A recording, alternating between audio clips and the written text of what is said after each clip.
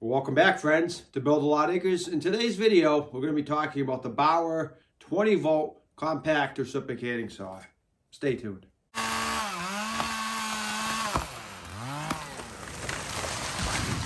right, so I've done quite a few videos on Bauer products in the past. I've done videos on my Bauer leaf blower. I've done videos on my Bauer pole saw. I have quite a few videos showcasing different products from Harbor Freight, and the reason for that is Harbor Freight to me is kind of becoming the new Sears. It's an everyday man's tool brand. A lot of people are diehard Milwaukee fans or DeWalt fans. Like I've said in other videos, if you're just a regular do-it-yourself kind of person, you're not doing it for a living, there's really no reason to have to get the best of the best name brand for the most money. If your company's buying your tools or you work with your tools 8 or 9 hours a day, yeah, it's probably worth getting the best of the best at that point. But just because someone owns a Bauer tool or a cheaper version of a tool doesn't mean the tool can't perform equally as well. And it doesn't mean the person can't perform equally as well. Take me, for example, I have licenses in multiple different things for trades, and I'm more than certified to give an opinion on tools. So if someone tells you you have to get Milwaukee, you have to get DeWalt, take it with a grain of salt. But I'm telling you, as someone who's been licensed in the trades for over 2 decades, you can use lesser name brands and you can save yourself a lot of money by doing so. So moving on to the saw, this is what you call a compact reciprocating saw. If you're like me and you grew up doing construction like I mentioned a moment ago, you're probably used to something like this. This is your traditional standard corded reciprocating saw. This Porter Cable Tiger saw, I've probably had that, I bet, 20 years. I've had other brands, but in our construction company, we had a family business. We always usually ran Porter Cable, but a lot of people back then were also running the Milwaukee Sawzalls. But there's a lot of advantages to this compact style, and I hope to discuss them and show you them in today's video. So let's open it up a little bit.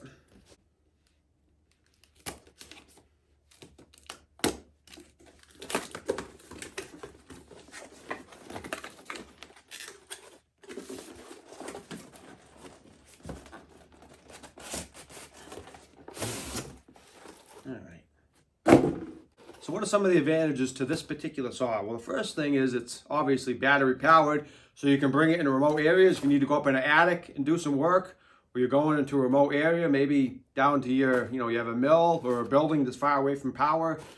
You can use this in remote locations and you don't need to drag a cord or have 110 power nearby. So one of the big advantages to this style compact reciprocating saw is it's easy to use with one hand. There's plenty of control. A lot of times you can't reach up to something with both hands. You need to maybe stabilize yourself with one hand and cut with the other, or you maybe don't have physically enough room to get up there with both arms. You can do that with this tool. Whereas if you try to do that with this, you can see it's much harder to control, and ultimately it's really not all that safe to even attempt to operate such a big tool like that with one hand. Whereas this is much shorter, much lighter. You can get into more compact spaces, and depending on what trade you do, maybe you do plumbing and you need to get under a sink or something like that and cut a pipe. This is going to be able to fit a lot easier. A few inches of length can make a big difference in whether or not the tool physically fits inside in a tight area that you might need to access and cut something. All right, so let's try it out with an 8 amp hour battery. As I've said in other videos, Bauer offers 4 battery sizes now. They have the 1.5, the 3, the 5, and the 8 amp hour battery. The 8 is the biggest, and this is the newer offering. They didn't offer this 8 amp hour battery until the last few months. They came out with it. If you jump up into the Hercules line from Harbor Freight, you can get up to, I believe, a 12 amp hour battery, and I'm hopeful Bauer also will offer a 12 amp hour battery in the near future. So as far as blades, I just got this multi-pack. Comes with a nice little holder. It's got short metal blades, short wood blades, and long wood blades. Reciprocating saws is one of those things, it seems like you go through blades a lot. So to me, there's really not a point in buying really expensive good blades because they don't last all that long and you're constantly going through them. So if I can pick up blades cheap, that's what I'm going to do.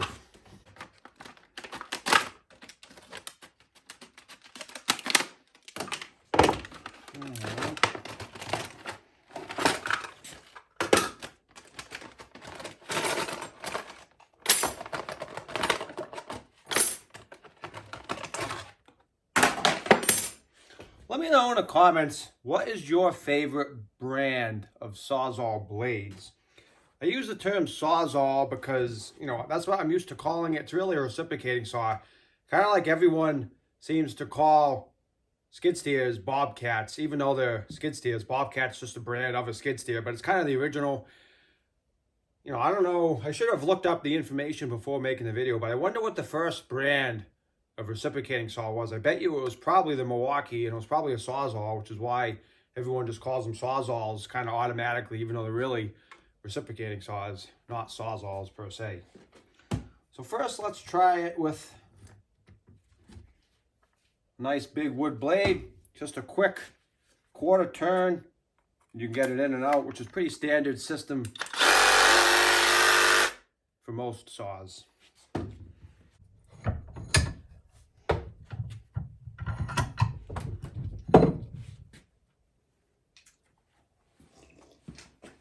So let's give it a try. We'll compare this to two other reciprocating saws that I happen to have that are both corded, and we'll see how the power and the cuts compare.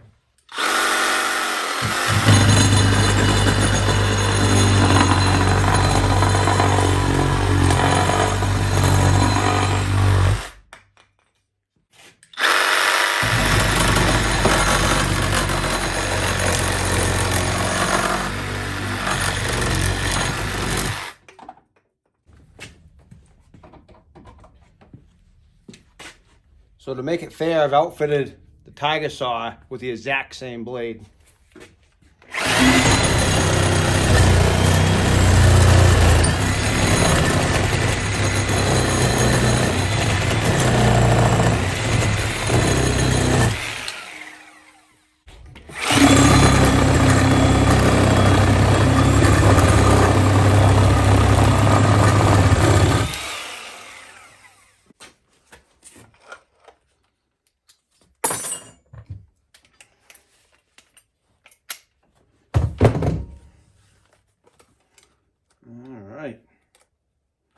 Last up, let's try the Makita AVT, which is anti-vibe technology. I remember when this saw came out, it was supposed to be the best reciprocating saw in the market. And I bought this, I'm going to say, probably in like 08, maybe, somewhere around there, 2008. So this saw is probably 15 years old. And like I said, that Porter Cable Tiger saw is probably closer to 20 to maybe even 25 years old at this point. So let's try the Makita with the same blade.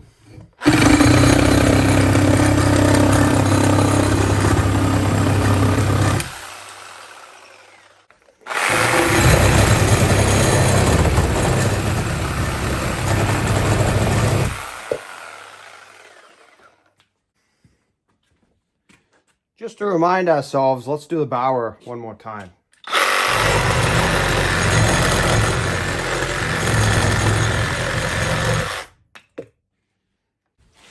Just for kicks, let's try out the metal blade.